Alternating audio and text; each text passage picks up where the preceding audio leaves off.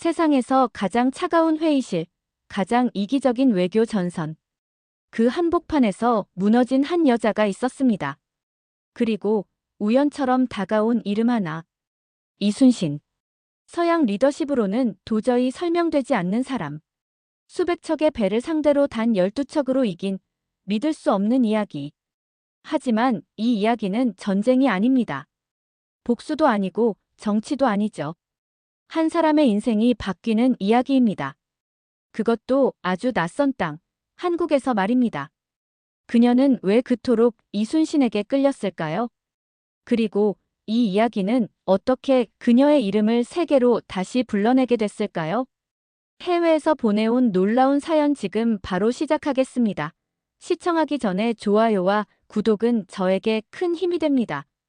저는 헬레나 리히터입니다. 독일 외무부에서 25년을 일한 외교관이었죠.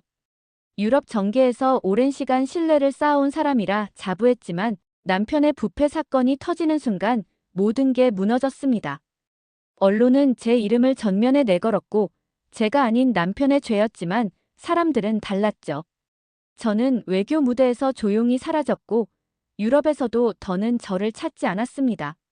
모든 걸 내려놓고 싶던 어느 날 책상 한 구석에 쌓여있던 동양 관련 정책 보고서를 우연히 꺼내 읽게 되었어요. 그 안에 아주 짧게 등장한 이름, 이순신. 너무 낯설었죠. 그러다 유튜브를 켰는데 알고리즘이 강연 하나를 추천하더군요. 미국 국방대 교수 조던 윅스의 강연이었습니다. 세계 최고 해군 지휘관은 넬슨이 아니라 이순신입니다. 저는 웃었습니다. 허황된 주장이라고 생각했거든요. 그런데 이상하게 손이 멈추질 않았습니다. 그 영상을 끝까지 보게 되었고 강연 중간에 나오는 그 명언이 제 가슴을 때렸습니다. 죽기를 각오하면 살 것이요. 살고자 하면 죽을 것이다. 가슴이 멍하더군요. 저는 지금까지 살아남으려 발버둥쳤지 제대로 죽을 각오는 해본 적 없었습니다. 그날 이후 이순신이라는 이름이 머릿속을 떠나질 않았습니다. 저는 그 인물을 알아야겠다고 결심했습니다. 단순한 역사 공부가 아니라 제 인생을 회복하기 위한 마지막 승부였죠. 하지만 저 혼자 알아볼 수 있는 건 한계가 있었습니다. 결국 한국으로 직접 가서 취재를 하기로 했어요. 외교관 시절 인맥을 총동원해 CNN의 전쟁 다큐 프로듀서 콜린 피어슨을 어렵게 만났습니다.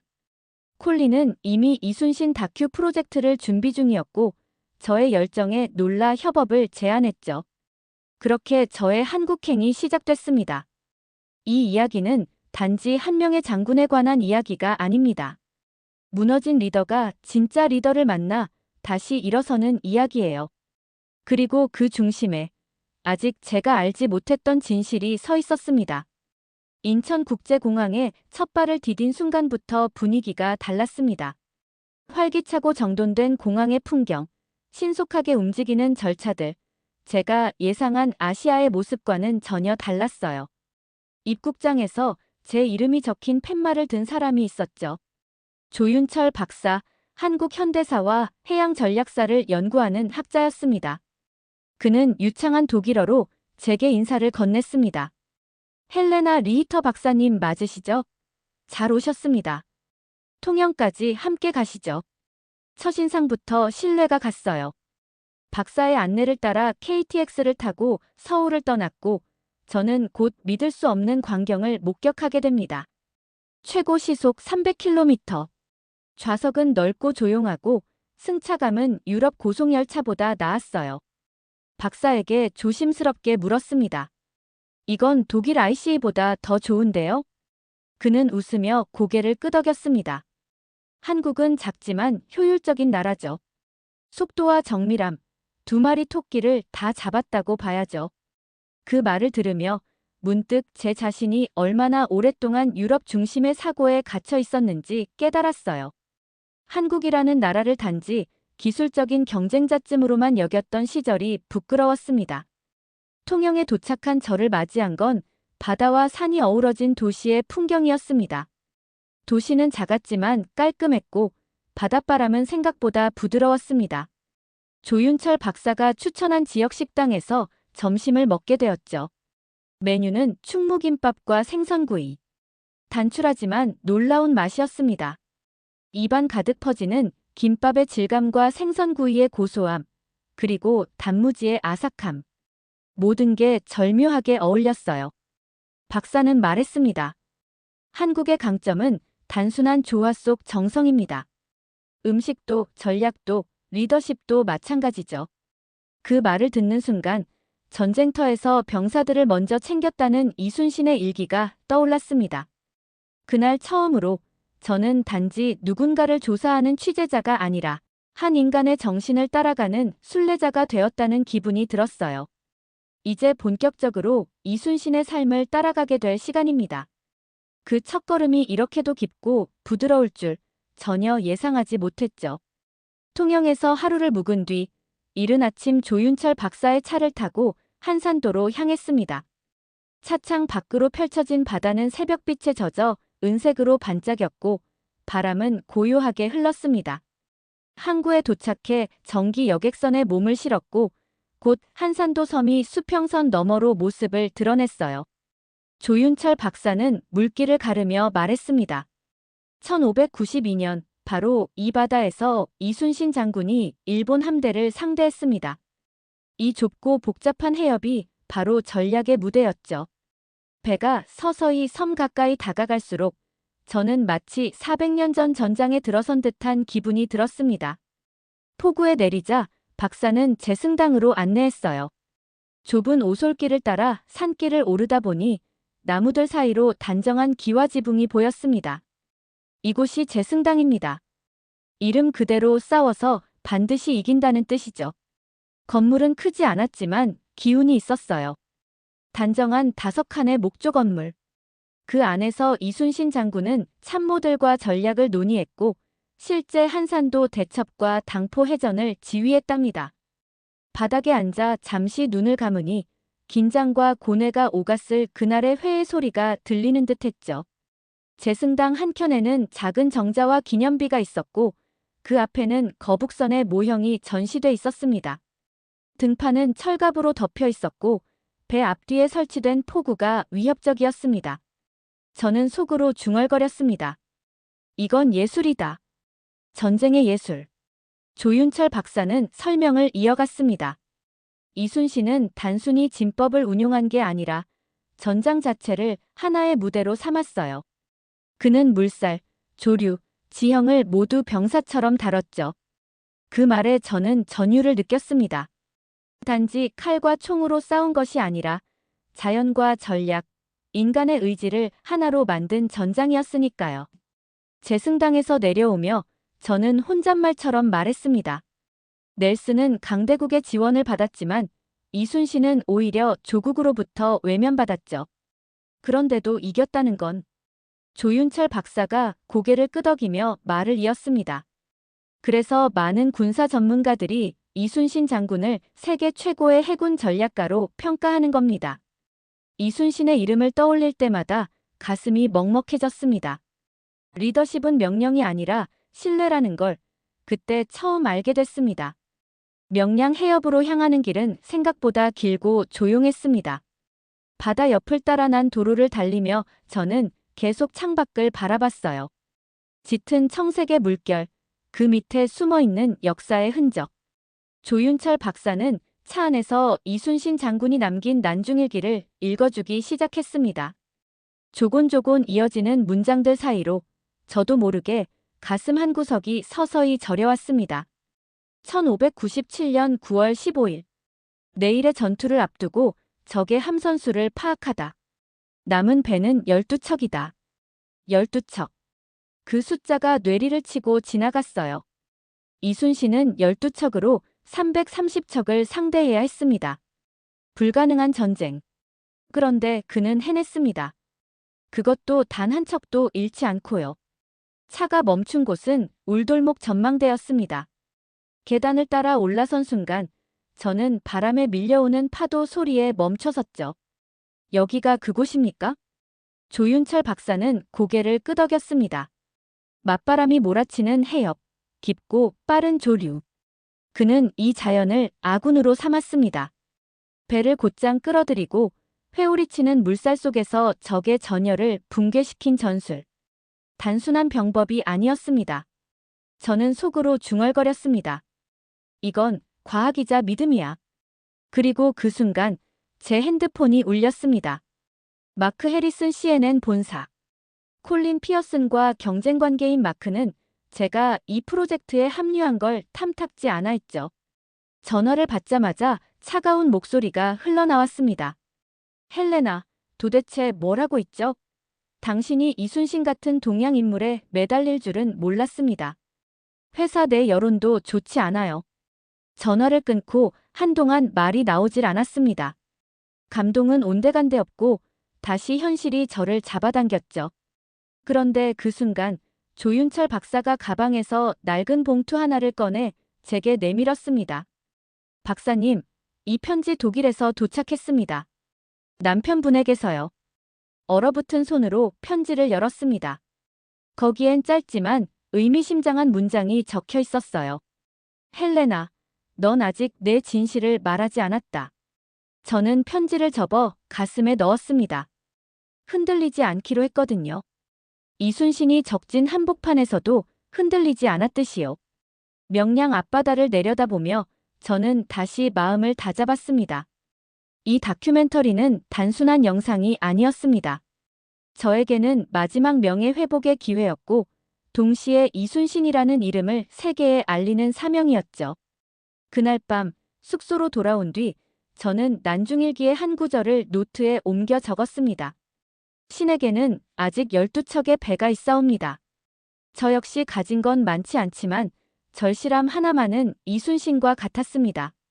다음 날 아침 저는 조윤철 박사와 함께 통영의 충무공 이순신 기념관으로 향했습니다. 날씨는 흐렸지만 마음은 밝았습니다. 이제는 전투의 승리보다 그 사람이 어떤 리더였는지 알고 싶었거든요. 기념관 정문 앞에 도착하자마자 마치 거대한 물결이 제게 밀려오는 듯한 감정이 올라왔습니다. 이순신이라는 이름에 담긴 무게가 조금씩 실감났습니다. 기념관 내부는 조용했고 전시물 하나하나에 진심이 느껴졌습니다. 특히 거북선의 실물 모형 앞에서는 발걸음을 멈출 수 없었어요. 등판은 철로 덮여 있었고 측면 포구는 정밀하게 배열되어 있었습니다. 단단하면서도 유려한 선이 살아있는 선체. 제가 입을 열었습니다. 전함이 아니라 하나의 생명체처럼 보이네요. 조윤철 박사는 고개를 끄덕이며 설명을 이어갔습니다. 이순신 장군은 이 거북선을 단순한 무기가 아니라 병사들의 희망으로 설계했어요. 적의 공포를 이끌고 아군의 사기를 끌어올리는 상징이었죠. 그 말에 다시 전율이 일었습니다. 이순신은 단순한 무장이 아니라 전략과 인간 심리를 모두 꿰뚫고 있었던 인물이었습니다. 저는 전시관 한쪽 벽에 적힌 일기 구절 앞에서 한참을 서 있었습니다. 붓글씨로 쓰인 그 문장은 단순했지만 강력했어요. 어머니께 편지를 쓰다 눈물이 흘렀다. 나는 장수가 되어서도 자식이었다. 그 순간 가슴이 울컥했습니다. 전쟁 한가운데서도 가족을 그리워했던 이순신. 그리고 병사들보다 자신을 앞세우지 않았던 그 마음. 저는 고개를 숙였습니다. 나를 위해 싸운 적 없던 남편, 권력을 위해 타인을 희생시킨 유럽 정치인들. 그리고 아무 말 없이 가족을 지켜낸 이 장군. 기념관 마지막 관에는 전 세계 해군사관학교에서 이순신의 리더십을 연구하고 있다는 자료가 있었습니다. 미국, 프랑스, 일본. 그 이름들 사이에서 이순신은 더 이상 동양의 장군이 아니었죠. 저는 천천히 돌아서며 말했습니다. 이 사람은 시대도 국경도 초월했군요. 밖으로 나오자 흐리던 하늘이 조금씩 개기 시작했습니다. 조윤철 박사가 제게 말했습니다. 오늘 오후엔 충무사와 한산정으로 갑니다. 그곳은 이순신 장군이 병사들과 함께 머물며 작전을 구상하던 장소입니다. 저는 고개를 끄덕였고 조용히 마음속에 되뇌었습니다. 이순신은 단순한 장수가 아니었습니다. 그는 희생했고 견뎠고 버텼습니다. 그리고 끝내 이겼습니다. 리더란 어떤 사람이어야 하는지 이제 조금 알 것 같았습니다. 충무사로 향하는 길, 조윤철 박사는 말이 없었습니다. 저도 마찬가지였죠. 아침 햇살이 나뭇잎 사이로 쏟아지며 도로를 따라 그림자를 만들고 있었습니다. 어쩐지 마음 한켠이 조용히 울렁이는 듯 했어요. 기념관에서 받았던 감정이 아직도 식지 않은 채로 남아 있었거든요. 충무사에 도착하자 웅장하지는 않았지만 단정하고 고요한 분위기가 반겼습니다. 입구에 세워진 동상 앞에서 한참을 서 있었습니다. 검은 동판 위에 적힌 충무공 이순신이라는 이름이 유독 무겁게 느껴졌죠. 박사는 조용히 말했습니다. 이곳은 장군의 정신을 기리는 공간입니다. 전쟁의 승리보다 중요한 것이 무엇인지 되새기게 되죠. 기와 지붕 아래 작은 사당 안에는 향이 피워져 있었고 정면엔 이순신 장군의 영정이 걸려 있었습니다. 저는 향을 하나 피우며 눈을 감았습니다. 마음속으로 이렇게 중얼거렸죠. 당신은 이기기 위해 싸운 게 아니라 지키기 위해 싸우셨군요. 곧이어 한산정으로 향했습니다. 이순신 장군이 병사들과 함께 머물며 작전을 구상하던 곳. 박사는 설명을 이어갔습니다. 이곳은 단순한 숙소가 아니라 장군이 전략을 숙성시키고 병사들과 교감하던 공간이었습니다. 그 말처럼 곳곳에 흔적이 남아 있었습니다. 나무로 된 회의용 평상, 수직으로 뻗은 깃대 자리에 놓인 목책, 그리고 병사들이 모였다는 작은 우물터. 저는 한산정 끝자락에서 바다를 바라봤습니다. 파도는 잔잔했고 그 너머로 펼쳐진 수평선은 차분했어요. 이 바다를 매일 봤을 이순신의 심정은 어땠을까요? 믿었던 사람들에게 모함당하고 투옥되고 심지어 가족까지 잃은 상황에서 그럼에도 지휘관으로 남아있어야 했던 그 시간들. 조윤철 박사는 조용히 고개를 끄덕였습니다. 정치적 박해는 무형의 전투죠. 장군은 그 전투에서도 흔들리지 않았습니다. 잠시 침묵이 흘렀습니다. 그 침묵을 깨듯 제 핸드폰에 또다시 문자가 왔습니다. 발신자는 마크 해리슨. 이번 영상 자료는 내 쪽에서 먼저 올리겠어. 본사 팀장은 내 편이니까. 짧은 메시지였지만 뼈가 있었습니다. 저는 폰을 내려놓고 천천히 숨을 들이마셨습니다. 여전히 저를 시험하는 것들이 남아있었죠. 외부의 압박도, 내부의 두려움도요. 하지만 그 모든 혼란 속에서도 이순신은 자리를 지켰습니다. 저는 그 자리에 서 있었습니다. 한산정 앞에 서서 저는 다시 다짐했습니다. 이제부터는 두려움을 이기는 쪽을 택하겠어. 외교관이 아닌 리더로서의 길을. 서울로 돌아오는 고속열차 안, 저는 계속해서 이순신에 대한 해외 자료를 정리하고 있었습니다. 창밖 풍경은 빠르게 지나갔지만 제 마음은 아주 천천히 움직이고 있었어요. 생각이 많았습니다. 이순신 장군의 이야기는 단지 조선이라는 나라의 위인이 아니라 인간 본연의 책임과 용기의 이야기였으니까요. 호텔로 돌아오자마자 콜린 피어슨에게서 화상회의 초대가 도착해 있었습니다. 저는 노트북을 켰고 곧 그의 얼굴이 화면에 나타났습니다. 그는 흥분된 목소리로 말했죠. 헬레나, 드디어 영국 BBC와 미국 해군사관학교에서 협력 요청이 들어왔습니다. 특히 미국 측은 이순신을 리더십 사례로 정식 강의에 포함시킬 예정이에요. 저는 잠시 말을 잇지 못했습니다. 미국이 이순신을 마음 한구석에서 감동이 밀려왔습니다. 제가 믿고 따라온 길이 틀리지 않았다는 확신, 그리고 아직 세계는 진정한 가치를 알아볼 수 있다는 희망이었죠. 콜린은 이어서 말했습니다. 이번 다큐멘터리는 동서양 리더십의 경계를 넘는 최초의 프로젝트가 될 거예요. 어쩌면 우리는 너무 늦게 말하기 시작한 건 아닐까요? 수백 년 전 나라를 지켜낸 이름을 왜 이제서야 세계가 듣게 되는 걸까요? 그 이름은 단지 역사책에 묻혀 있어선 안 되니까요. 이순신이란 이름 석자만 들어도 눈물이 난다는 사람들, 이제 그 감정을 세계가 공감하게 됐습니다. 이순신은 이제 한국만의 인물이 아닙니다. 그 말에 저는 웃으며 고개를 끄덕였습니다. 그렇습니다. 이순신은 국경을 초월하는 인물이었습니다.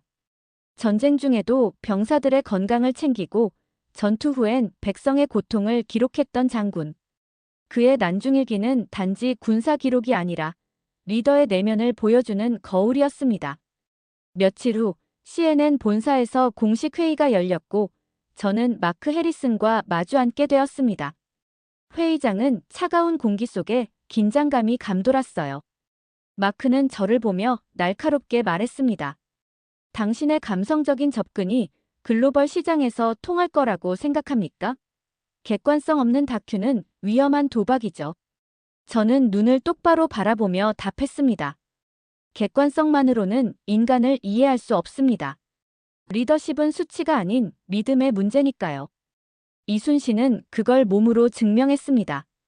침묵이 흐르고 회의장은 조용해졌습니다. 잠시 후 본사 책임자가 말했죠. 이 프로젝트 헬레나에게 맡깁시다. 진심은 통하는 법입니다. 그날 저녁 저는 서울의 야경을 바라보며 와인 한 잔을 들었습니다. 잔 속에 비친 불빛이 이순신 장군의 초상처럼 아른거렸어요. 바람이 부드럽게 불어왔고 마음은 이상하리만큼 고요했습니다. 이제 정말 마지막을 향해 가고 있다는 걸 느꼈습니다. 다큐멘터리 촬영 마지막 날, 저는 다시 통영으로 내려갔습니다. 촬영팀과 함께 마지막 장면을 찍기 위해 제승당에 섰죠. 하늘은 맑았고 바다는 여느 때보다 고요했습니다. 거기 서 있으니 처음 한국에 왔던 날이 떠올랐습니다. 불안하고 혼란스러웠던 나. 그리고 지금 새로운 사명감을 가진 내 모습. 카메라가 켜졌고 저는 조용히 말을 시작했습니다. 이순신 장군은 제게 있어 단지 위대한 전략가가 아닙니다. 그는 절망 속에서도 희망을 품고 모든 이가 등을 돌릴 때조차 그 자리를 지킨 사람이었습니다. 전 세계의 리더가 그를 알아야 하는 이유, 바로 그 진심에 있습니다. 촬영을 마친 뒤 콜린과 함께 작은 한옥 찻집에 들렀습니다. 그는 조용히 웃으며 말했습니다. 당신, 처음에 이순신이 누군지도 몰랐던 사람 맞죠? 이제 그 누구보다 그를 잘 아는 사람이 된 것 같아요. 저는 웃음 지으며 대답했어요. 그렇죠. 그리고 처음으로 누군가를 진심으로 존경하게 되었어요. 제 경력 전체를 돌아봐도 그런 인물은 없었거든요. 며칠 뒤 다큐멘터리는 마침내 세상에 공개됐습니다. 전 세계 50여 개국에 방영되었고 수많은 시청자들이 이순신의 이야기에 감동했습니다. 미국 해군사관학교에선 제 다큐멘터리를 정식 교육자료로 채택했고 독일 외교 아카데미에서도 강연 요청이 쏟아졌어요. 영상이 공개되고 수많은 댓글이 달렸습니다. 10만 원권에 오르셔야 할 뿐입니다. 그 이름만 들어도 소름이 돋습니다. 이젠 장군님의 정신이 전 세계를 울립니다. 저는 그 댓글을 하나하나 읽으며 조용히 눈시울이 붉어졌습니다. 장군님의 이름 앞에서 다시 태어나는 건 저만이 아니었습니다. 그리고 그날 오래전 저를 무너뜨렸던 남편에게서 다시 편지가 도착했습니다. 봉투를 열기 전 저는 이미 마음이 달라져 있었습니다. 과거는 여전히 내 일부지만 이제는 그 안에 갇히지 않는다는 걸 알았으니까요. 편지엔 이렇게 쓰여 있었습니다. 헬레나, 넌 드디어 진짜 리더가 되었구나. 저는 그 글을 읽고 천천히 창밖을 바라봤습니다. 서울의 밤은 환했고 마음도 따뜻했습니다. 그리고 속으로 다짐했죠. 앞으로도 저는 진심으로 말할 수 있는 이야기만 하겠다고. 그 이야기가 바로 이순신 장군의 이야기였고 이제는 제 이야기이기도 하니까요. 오늘의 이야기는 여기까지입니다. 오늘 사연이 마음에 드셨다면 구독, 좋아요 부탁드리겠습니다. 소중한 시간 긴 이야기 끝까지 들어주셔서 진심으로 감사합니다. 앞으로도 더 좋은 사연으로 여러분을 찾아오겠습니다.